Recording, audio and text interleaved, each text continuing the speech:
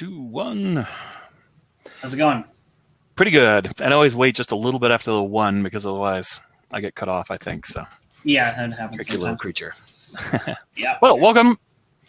And I'm going to present something pretty similar to what I did in a debate yesterday or the day before, I think. The one you had with Nelson? But, yeah. So I'm going to caught give some it. of that. Okay. Even though I actually disagreed with your position, I voted for you because I felt that you presented your case much better. No offense to him, I just don't feel like he really did much to defend his side. But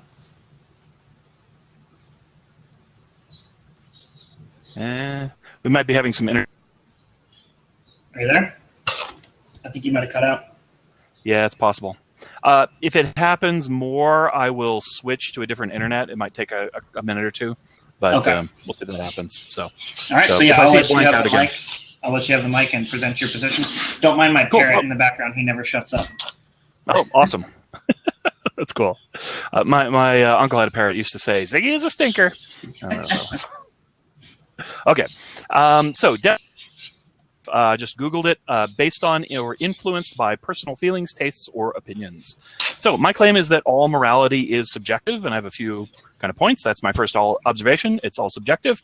This means that specific morals originate from individual human beings, and all morality is enacted by individual human beings. Claim number 2, morality is intrinsically a social phenomena. Human beings are social animals. Moral rules have no meaning outside of a social context. Humans create morals for the purpose of cooperation in social groups. Claim number 3, we get our morals from many sources. Some moral impulses come from instinctual emotional bonds that we're kind of born with, and we develop the morals from there instinctively. Many moral systems are taught and trained by parents and other teachers. Many more are absorbed from the wider social context that we live in, and yet more are developed by our own reason and experience as we get older and figure out how we think life should be lived. Claim number 4, we codify morals in society in various ways to build society. Religions are a good example of codified morals.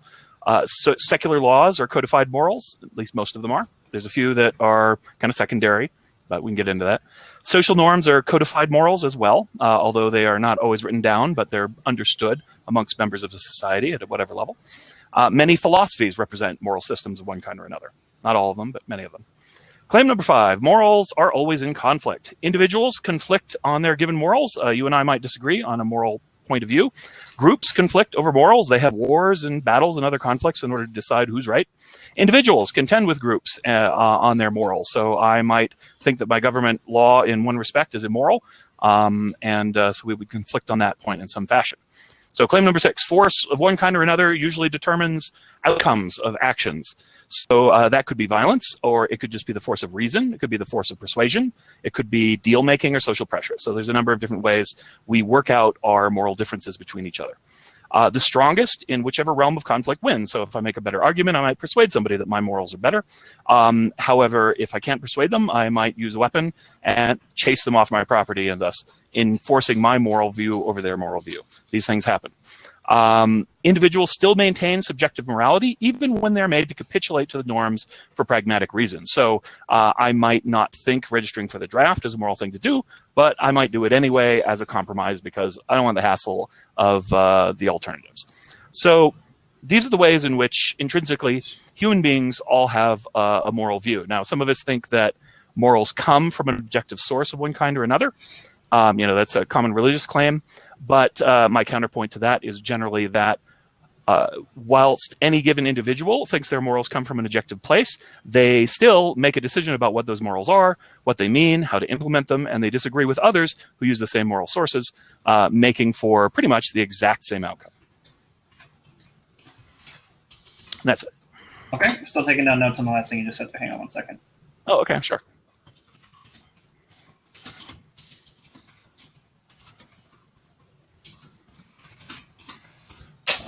So these pretty much are the exact same points that you made in your debate with Nelson, and I'm really glad to have a chance to kind of get at them because I was sort of gnawing at the bit when I watched your debate with Nelson. I'm like, ooh, I have some things I want to say to that. So that happens. Your point number 1, which is that humans are, as you put it, the source and actors of morality. So you say that it subjectively comes from us because in all instances we're the ones who say what is moral. and we are the ones who act out morality. So to that, I would refute that science and engineering are also fields in which we declare what is true and we act things out. Okay, science needs a mind to analyze, engineering needs a mind to invent, and hands to build. So in the same sense, we're the ones who perceive and act in regard to the natural universe, but that does not mean we're the determiners of natural laws. So I don't think that is a strong argument for the subjective nature of morality. That might be a strong argument for the subjective epistemology of morality, which I contend is a completely different field. So your point too, that morality is intrinsically social, meaningless without other humans. I would agree, because it relates directly to humans. Medicine is another thing that is meaningless without humans. In a universe of nothing but rocks, medicine doesn't mean anything, because there's no biological organisms. But that doesn't mean that there aren't very real objective standards of health. I know that there are, obviously, the same thing is not going to be healthy for everyone. There are different body types and things like that. But the variation in health standards there, it can be likened to the difference in moral standards for different situations, which I don't think speaks to subjectivity as a whole, but more a sort of adaptive nature. Like, killing someone is wrong. Killing someone who's attacking you isn't. That doesn't mean that killing is subjective or up for debate. It means that it's highly situational. Morality is highly situational, much like health is. But if we all had the same body, if we all had the exact same morphology, then we would have the exact same health standards, because there's such a thing as homeostasis, and the body operates best in a certain condition because that's simply the way it's put together. I contend that morality is much the same, and thus cannot be actually called subjective. Okay, what is different in the moral nature of somebody? Like a father has different moral obligations than somebody who is single, but the moral obligations for fathers and the moral obligations for single people are actually very much the same. So I think those differences don't account for the great schisms in moral ideologies between different groups and different religions.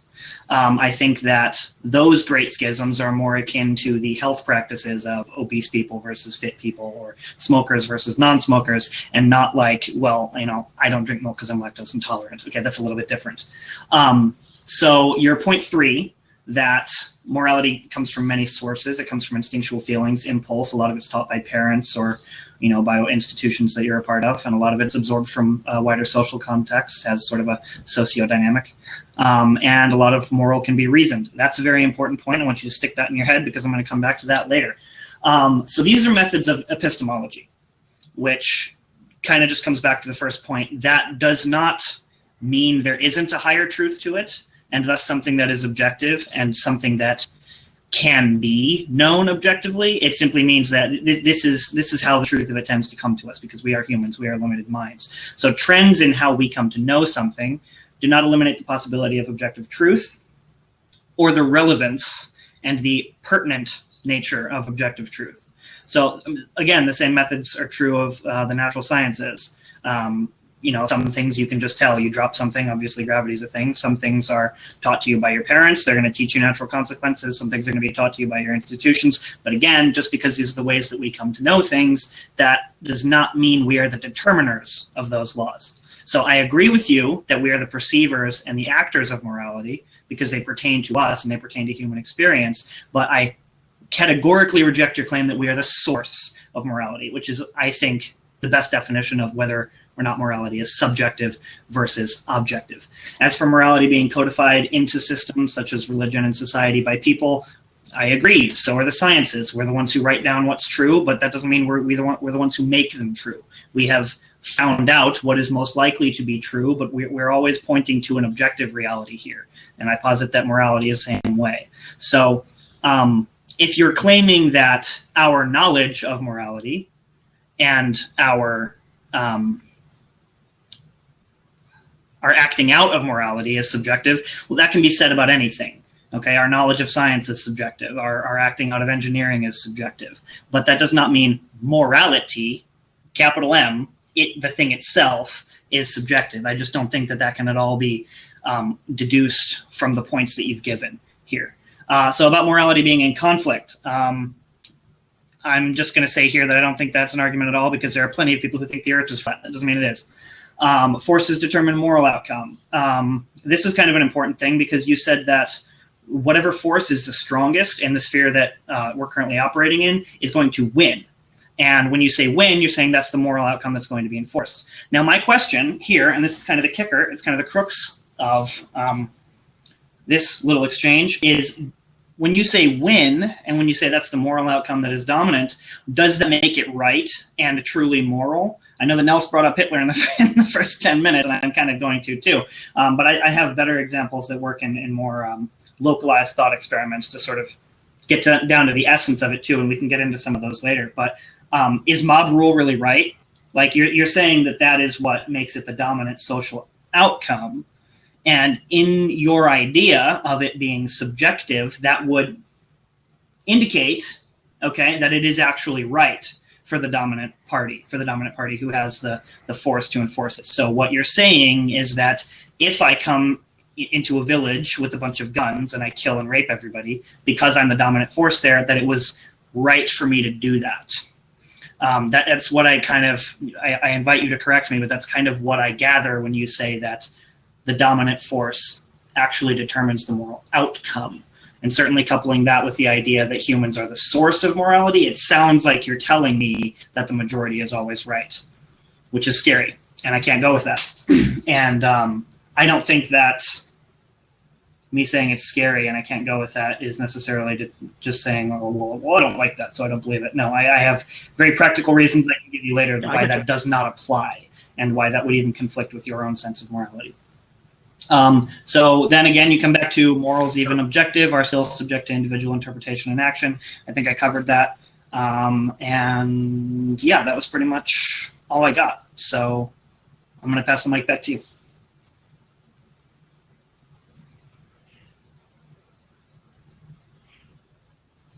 Okay. I think you're cutting out. I don't really hear what you're saying. You're breaking up and your video cut out.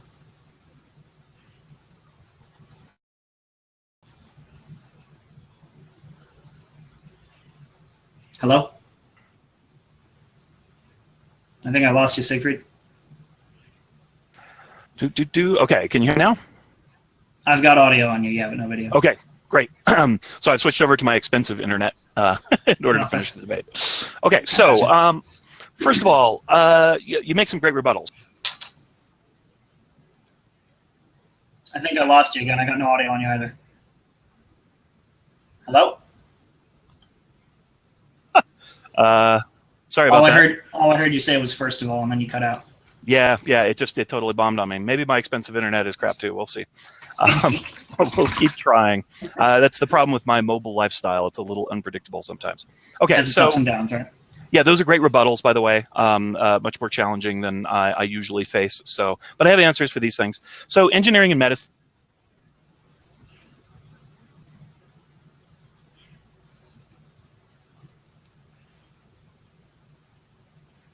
No, I think I lost you again. I heard engineering and medicine are, and then that's it.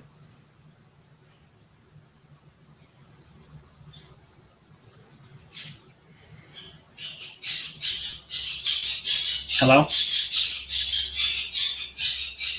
You there, Siegfried? I don't think I got you.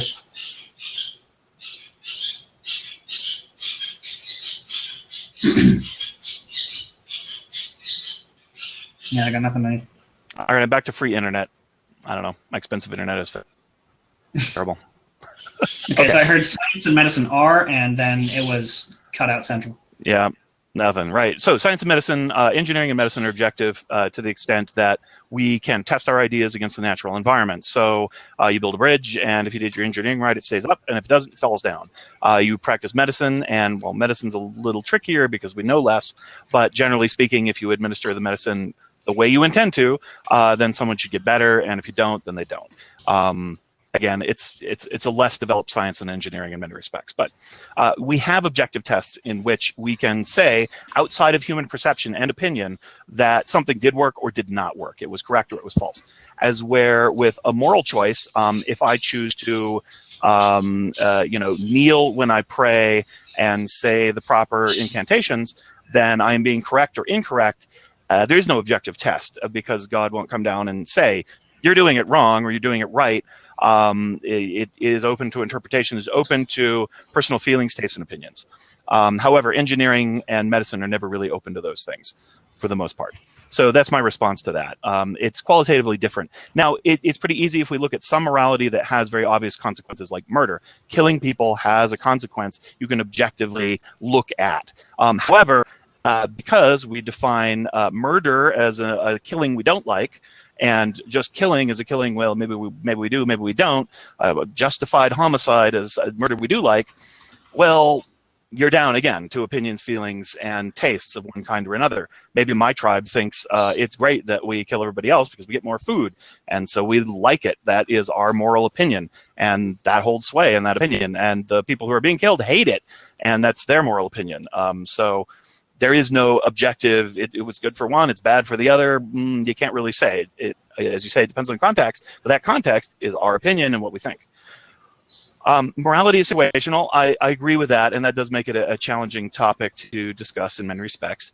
But I'm going to move on for that because I don't have a whole lot to say on the matter other than I agree.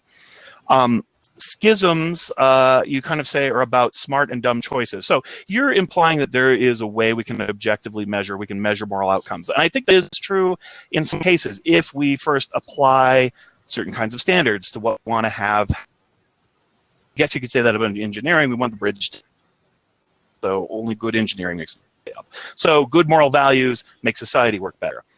But I think you can do that on a subjective standard as well, because human beings are capable other and coming to some agreement and changing their mind standard. So we can have standards even if we don't completely line up on what we think the objective truth is.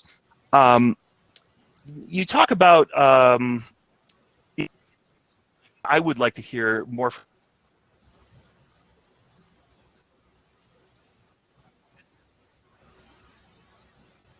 Sorry, you're cutting out again.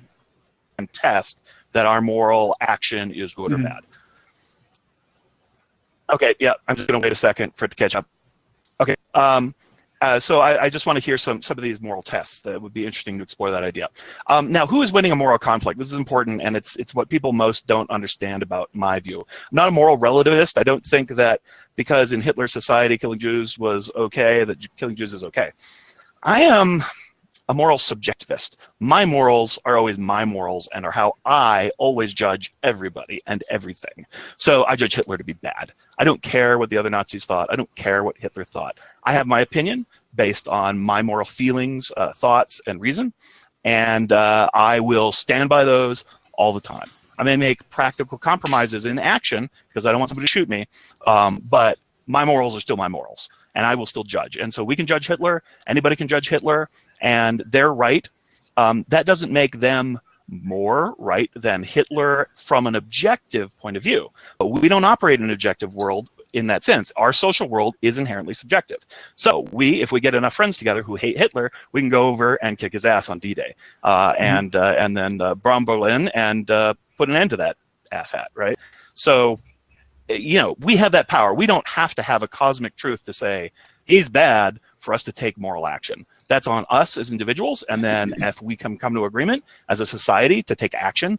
But I don't see a cosmic scoreboard anywhere that says 1 for the home team and 0 for the other team. It's up to us to figure that stuff out and fight for what we think is right.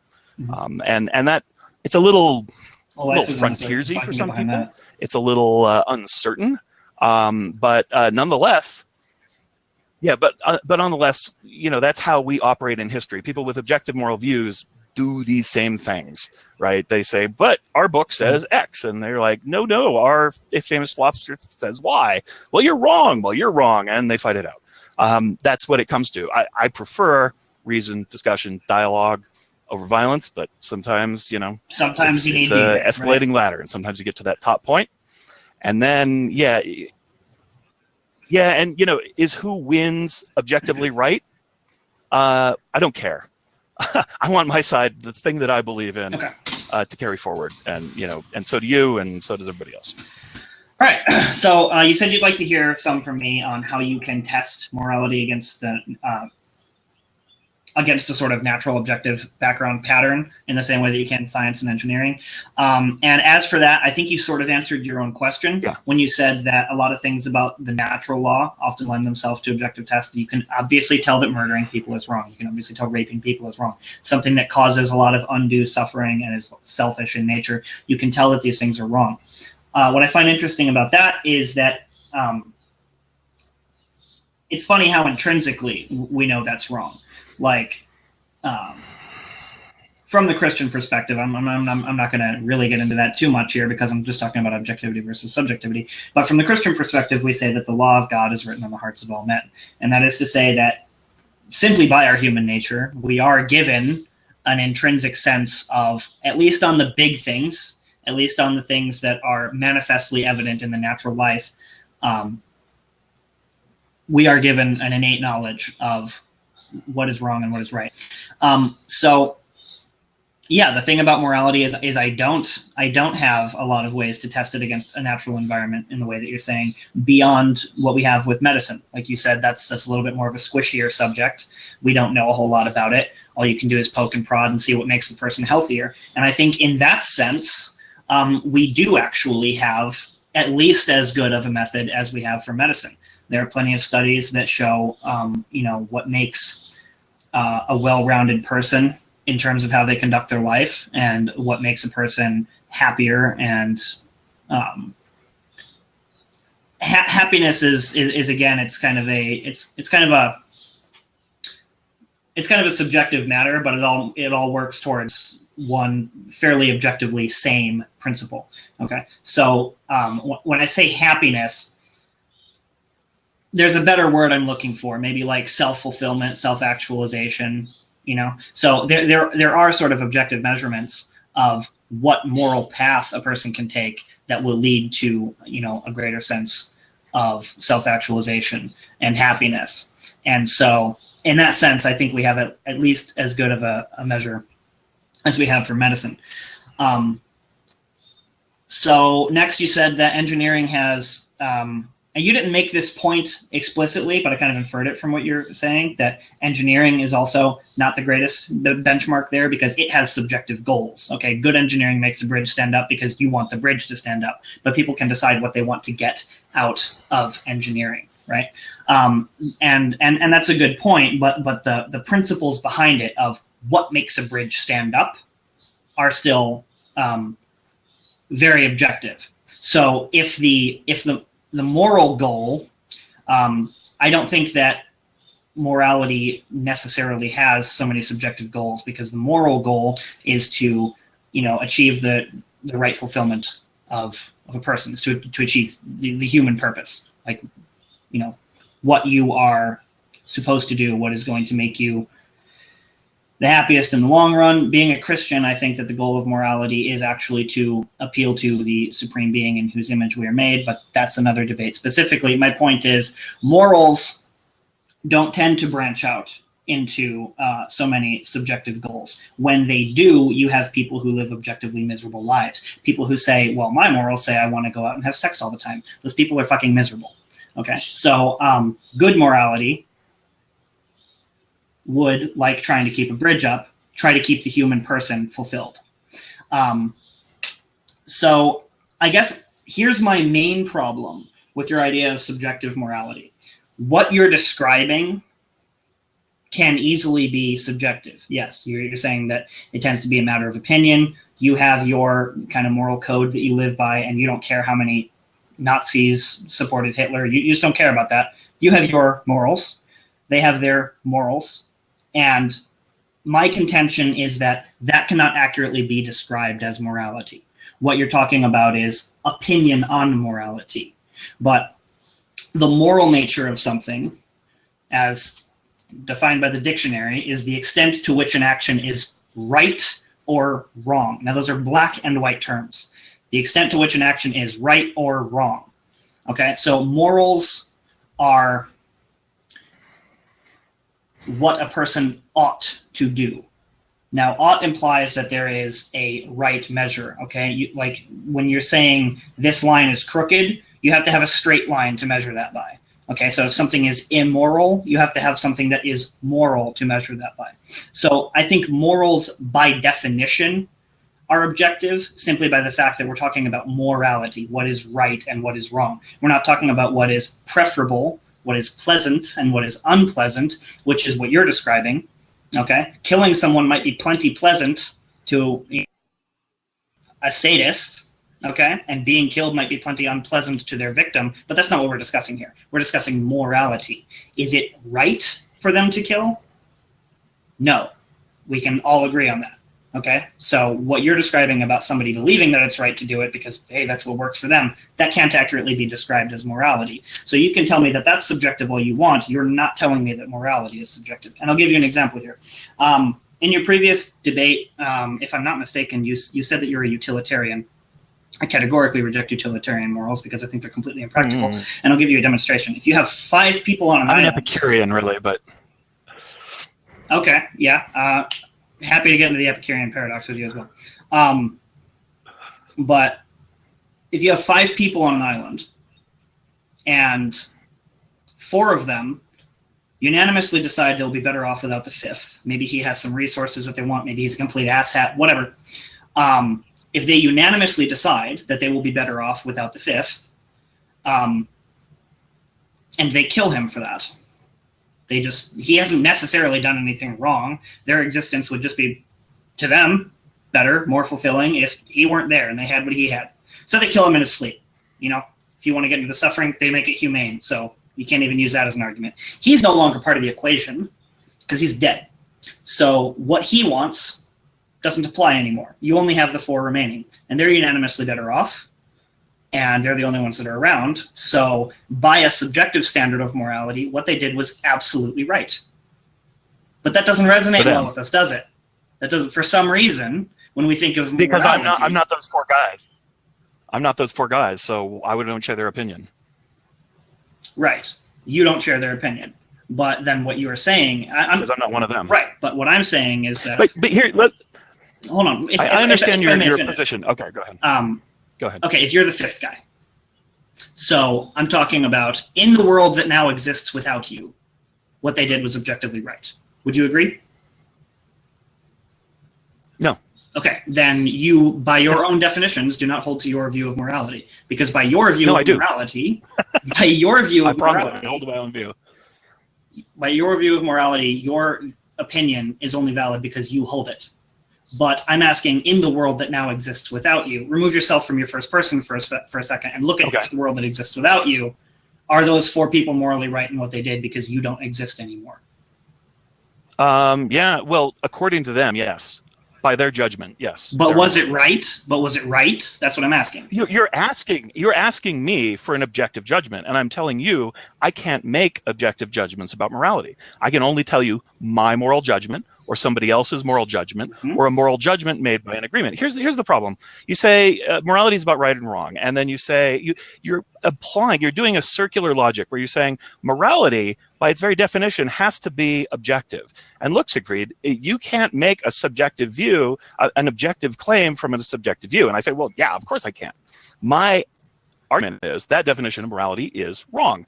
Right and wrong, that's what morality is, yes. But here's the important question. Who is judging what is right or wrong? It is a cosmic force, a cosmic law, or is it individual human beings? I say it's individual human beings. So in your island paradox, you have to ask, from whose perspective are we judging morality? If it's the dead guy, it doesn't matter because he's dead. He can't make a judgment. If he was alive and was aware of the plan, he probably would have said that's morally wrong. If it's the 4 guys on the island, they got together, they made an agreement, they came to a decision, they made a moral choice. Now, it's possible that people do things against their own morality. There are people who know that stealing is wrong, but they steal anyway. That's different. They break their own moral code. Just because you have a moral code doesn't mean you always follow it.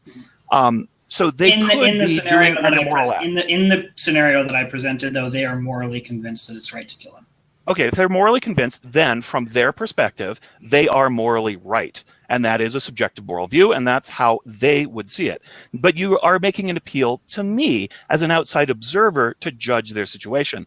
I will have my own opinion of what is right or wrong, and I think they are probably wrong. I don't know all the circumstances that they were in, whether killing that guy was necessarily about their survival. Maybe he was going to explode tomorrow. I don't know.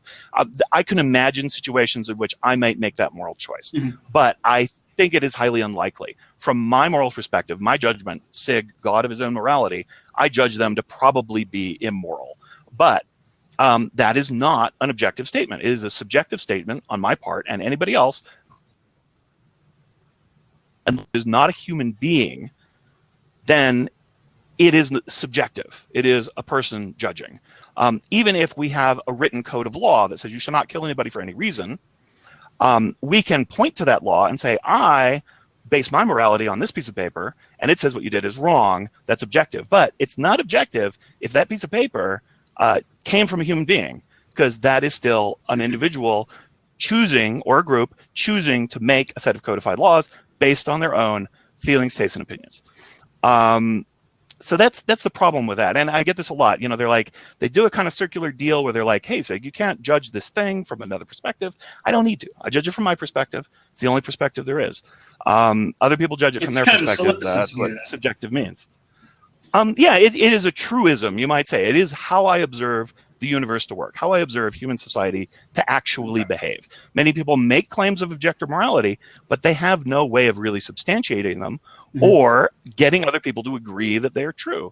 Lots of people have moral codes. There's religions all over the world. They disagree wildly on what good or bad, right or wrong behavior is, because the people judging are the people in those faiths. So they're always going to judge for their own standard, not shockingly. They're not going to judge for somebody else's standard unless they change their mind. People do switch religions, right? That's your point.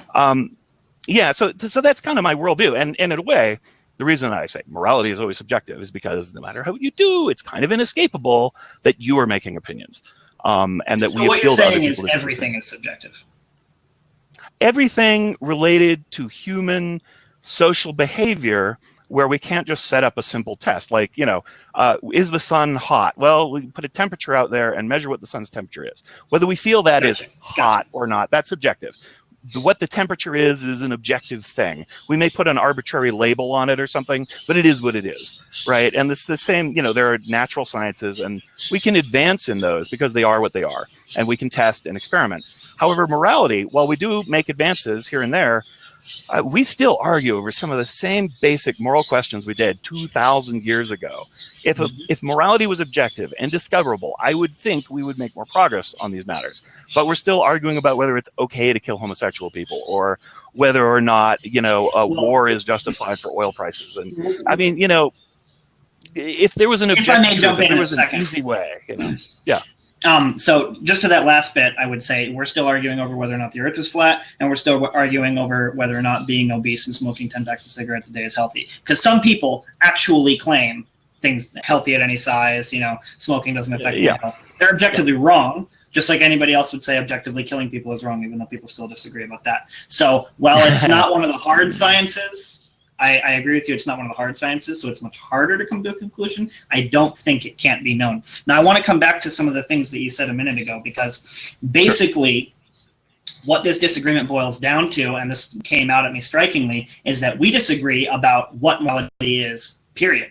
So it's kind of hard to come to an agreement about whether that is objective or subjective, because what I call moral epistemology, you call morality. And what I call morality, you call what I think is probably morality. So it actually does, like you said, come down to whether or not there is a cosmic force enforcing morality, or whether or not it is naturalistic and originates from humans. So that's going to be my next point, is that, again, I argue what you described cannot be accurately described as morality, because if it is not determined by a cosmic force, and if you subscribe to a naturalistic worldview, okay, I don't know if you believe in free will, but if you're a naturalist, you don't, period. I have a long argument about that, but if you generally, don't believe in free will, metaphysically, no. But let me say that we all. I've heard the argument that you're giving, that like we are kind of computers. We interpret, and we're going to come up with our conclusions of what our actions should be, and whether or not that's a naturalistic process or not, it's still subjectively experienced. So whether you like it or not, you have free will, right? That's not free will. Yeah. That's not free will. It's totally individualistic for every person. Completely deterministic. Yeah. That's completely naturalistic. Sure. Everything that you do. Yes. Okay. Thank you for that. Because just made my argument easy as pie. If you're a determinist, you face the biggest problem for your definition of morality at all. And that is ought implies can. You do not have a choice but to act the way that you act if determinism is simply a metaphysical or physical truth. Okay? You don't have a choice. What you're going to do is what you're going to do. No. And it's not true. Choice actually ascribes to a metaphysical principle that you reject on its face if you're a determinist. It's not choice, it's reaction. Okay? It's chemical reaction. You are the product of your genetics and your environment, and what happens to you is always going to determine what you do. Therefore, morality is not an applicable term. Okay, because ought always implies can. If there is something you should do, it implies that that is what is the best choice for you to make out of an array of choices that you have. Okay, and if you're a determinist, you don't have a choice. You're going to act according to the neurochemical reactions in your brain and what they just instinctively snap at.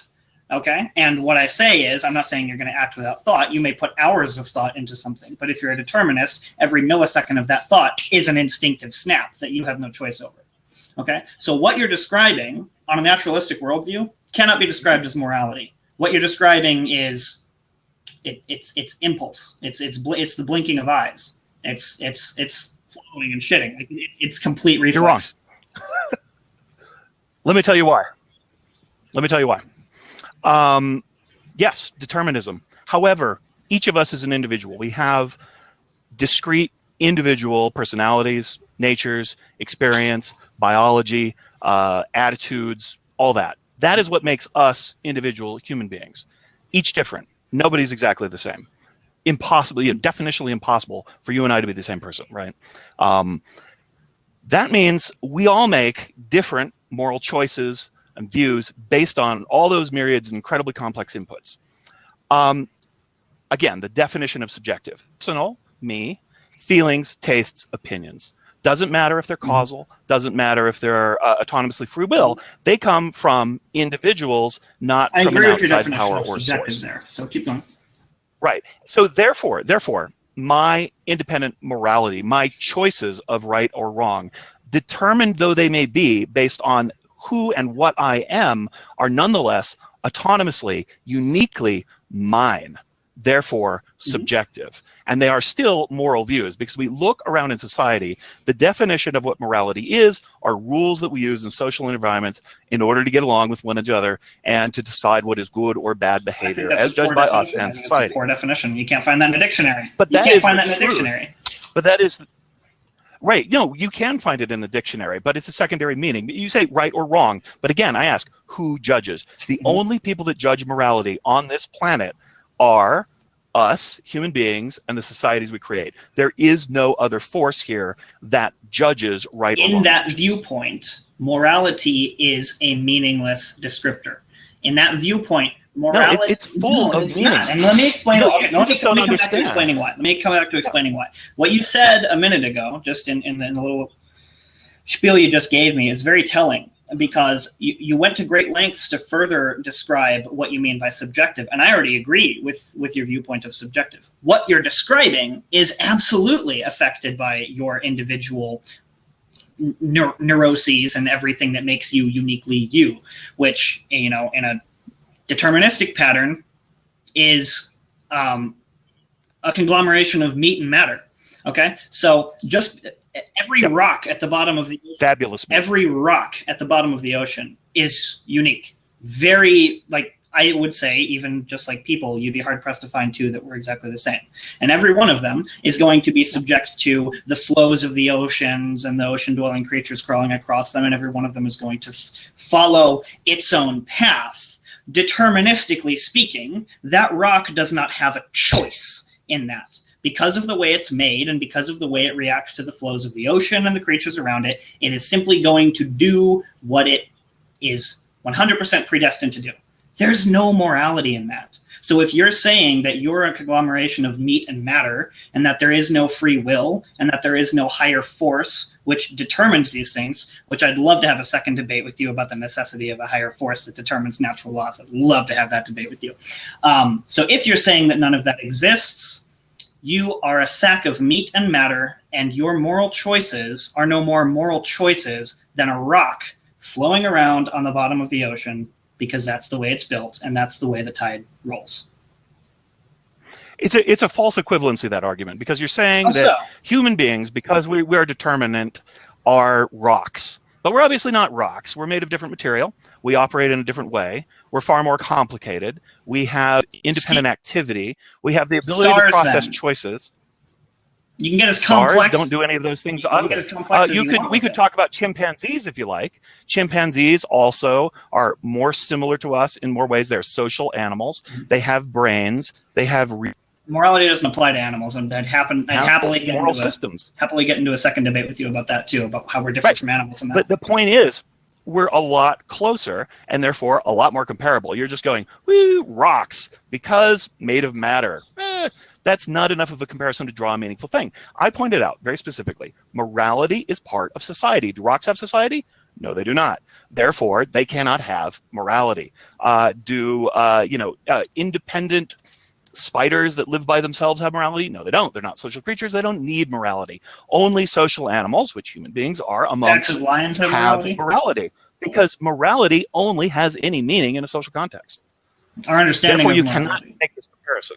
Our understanding of morality, I posit that our understanding of morality and our acting out of morality only has meaning in a social context. Yes, but I'm So how can you look at rocks and talk about their morality? They don't have any. We demonstrably do. I explain what it is, how it exists, and how it works. You say metaphysically we can't have it because we have determinate choices. Look, there's all kinds of determinate things in the world that make choices. I'm a software engineer. I can make computer programs that make choices based on their environments. They look at the environment. They make choices based on their programming, the stuff that's in their brain. They're really simple compared to us. Right. But a computer is not going to be morally responsible for the choices it makes because they're predetermined by you. Oh, but it would be. If I build a robot that is a murder-death robot and send it out into society, I give it a name, it's Bob. It looks really human. We've done a great job masking the fact that it's a robot. It wanders around and it makes this. Not it. But hold on. I didn't program it to murder people. I gave it an open-ended parameter to try and define its morality, right? So it goes on the internet, it reads some stuff, it gets the idea in its head that killing people, like killing Nazis, is good because it sees all these internet memes. And it's designed to kind of look at social context and make a decision. So it decides it needs to go out and kill Nazis. Right? Antifa. Sure. Yeah, it's the Antifa bot. 5,000, right? 5,000. So it's making a choice, and we as human beings are going to judge that moral choice. And I could even program the robot to have some kind of a morality code builder, right? It does this observation just like human beings do. We observe other human beings. We pick up these ideas. We think about them. I can give it some coding. I mean, this is a pretty complicated piece of code, but whatever. It is in theory possible. It goes and it does all this stuff, and it does moral actions. It becomes part of a human society. It ends up in the moral context, and therefore it has its own moral code. It's very different than ours because it's different than we are. I wanted to say earlier that, you say morals are written on God's heart, or God wrote his morals on our heart. And I ascribe to the view that we all have pretty similar moral views. On the overall scope, there's outliers. Because we're all human beings and we share 99.9% of our genetics, we all grow up in similar environments. The more similar the environment we grew up in, the closer our morality is to. So there's a lot of synergisms that give us, even in this kind of wild and woolly subjective moral context, some commonality, right? So yeah, the robot is suddenly becoming a part of society because it's participating in moral actions, and we would judge that robot. We would see the robot. We might not hold it in court because it has a different kind of system, but we would destroy that. Yeah, try that out. Right? Tell me how many people come. Get that robot the hell out of here. If you make a robot that kills people, trust me, people will hold you accountable for it because we have an intrinsic understanding that a robot is very different from a human. Because we have if I raise children to be Nazis and I teach them to hate Jews, Do you hold me morally responsible Yes, for because them? you've corrupted their subjective sense of morality deliberately. Well, But if you raise children and with the robot, you said you don't deliberately program it to do that. You give it the capacity to make its own choice. Let's say either so way. with your children, if you raise them and they grow up to be Nazis on their own, nobody's going to hold you morally responsible if they can't point out where you deliberately made that happen. Okay? They'll try. They'll try to point out where you deliberately made it happen, but it won't hold up if they can't. Okay? With a robot. Same with the robot. They would say I was irresponsible for not giving it a moral code to protect human beings. Yeah, sure. Okay. Right. But there's a subjective understanding that the robot is different from the person because I meant to say intrinsic understanding. There's an intrinsic understanding that we're going to have to continue this. We're out of time, but. Okay. Yeah.